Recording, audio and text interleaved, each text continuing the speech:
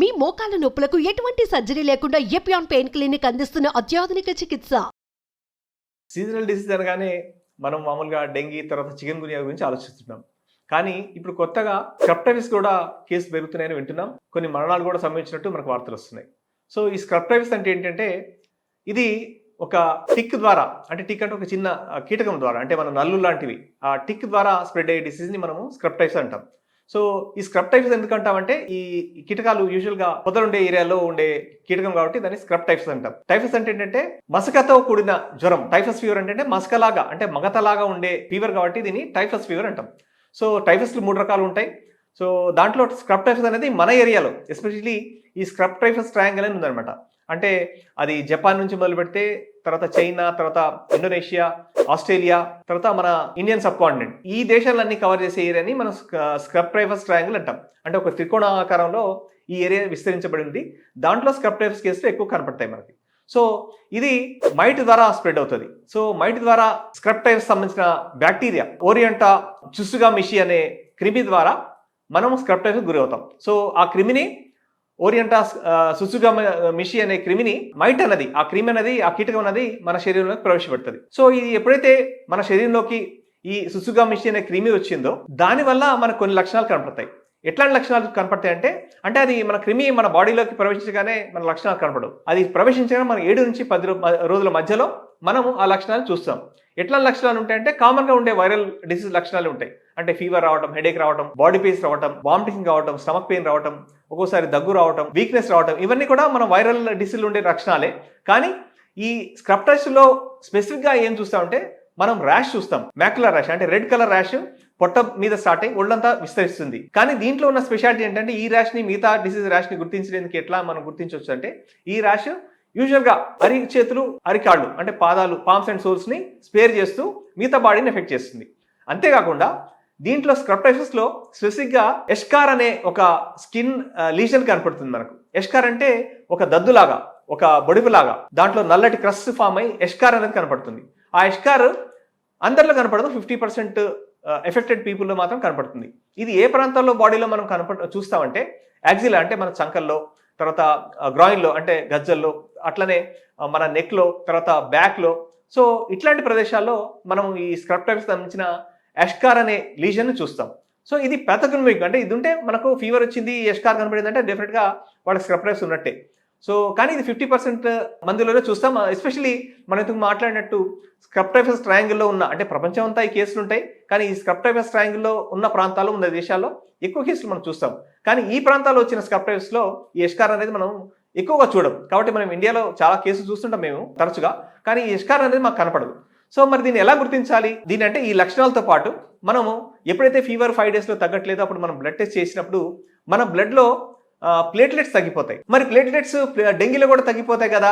Scrub ని డెంగీని ఎలా గుర్తించాలి అంటే స్క్రబ్ సంబంధించిన దీంట్లో ప్లేట్లెట్ తగ్గడంతో పాటు వీళ్ళలో కొంత లివర్ ఎంజైమ్స్ ఎలివేట్ కావడం, తర్వాత కిడ్నీ ఫంక్షన్ కొంత చేంజెస్ రావడం, అంటే క్రియాటినిన్ లాంటివి, తర్వాత లివర్ ఎంజైమ్స్ అనేవి ఎలివేట్ కావడం జరుగుతాయి. మరి స్క్రబ్ ఎప్పుడు మనం వరీ కావాలి, దాన్ని ఎలా ట్రీట్ చేయాలి అంటే స్క్రబ్ యూజువల్గా మెడిసిన్స్ ఇస్తేనే తగ్గుతుంది. చాలా రేర్ కేసులో సెల్ఫ్ లిమిటింగ్ ఉండొచ్చు, కానీ యూజువల్గా మనం దీన్ని ట్రీట్ చేయాల్సి ఉంటుంది.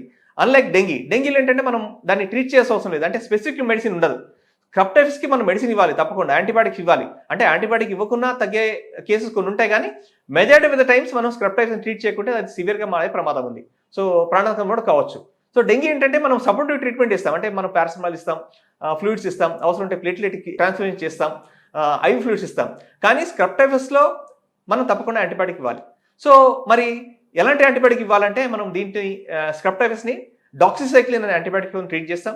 డాక్సిసైక్లిన్ పనిచేయని వాళ్ళకి, డాక్సిసైక్లిన్తో ఎలర్జీ ఉన్న వాళ్ళకి మనం దానికి ఎజిథ్రోమైసిన్ కూడా, తర్వాత రిఫాంసిన్ అనే మెడిసిన్ కూడా ఇచ్చే అవకాశం ఉంది. మరి ఇది ఎన్ని రోజులు ట్రీట్ చేయాలి స్క్రబ్ అంటే స్క్రబ్ ని మనం ఫీవర్ తగ్గాక ఒక 3 days పాటు, అంటే మనం డాక్సిసైక్లిన్ స్టార్ట్ చేశాక ఒక 3-4 రోజుల్లో జ్వరం తగ్గుముఖం పడితే అక్కడి నుంచి 3 రోజుల పాటు, అంటే మనం క్లినికల్గా ఇంప్రూవ్మెంట్, ఫీవర్ తగ్గి మనం యాక్టివ్గా ఫీల్ అయ్యాక, ఆ బెటర్మెంట్ అయ్యాక అప్పటి నుంచి 3 days పాటు ఇవ్వాలంటే టోటల్ అరౌండ్ 1 week పడుతుండొచ్చు ఇదంతా. మరి ప్రమాదకరమైన స్క్రబ్ ఎలా గుర్తించాలి? మరి ప్రాణాపాయం సంబంధించకుండా, ఎందుకంటే 7% స్క్రబ్ పీపుల్లో, పిల్లల్లో కూడా పెద్దవాళ్ళలో కూడా ఇది ప్రాణాంతకం కావచ్చు.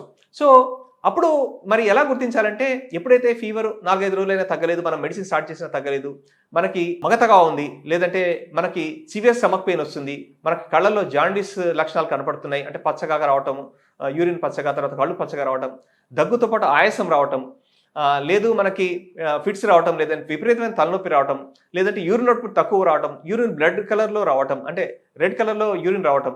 సో ఇట్లాంటివి కాంప్లికేషన్స్ లక్షణాలు. అంటే స్క్రబ్ టైఫస్లో మనకి హార్ట్ ఎఫెక్ట్ కావచ్చు, లివర్ ఎఫెక్ట్ కావచ్చు, కిడ్నీస్ ఎఫెక్ట్ కావచ్చు, బ్రెయిన్ కూడా ఎఫెక్ట్ కావచ్చు. ఇవన్నీ కలిపి ఒకటేసారి కూడా ఎఫెక్ట్ కావచ్చు. దాన్ని మల్టీ ఆర్గాన్ డిస్ఫంక్షన్ సిండ్రోమ్ అంటాం బాడీస్ అని.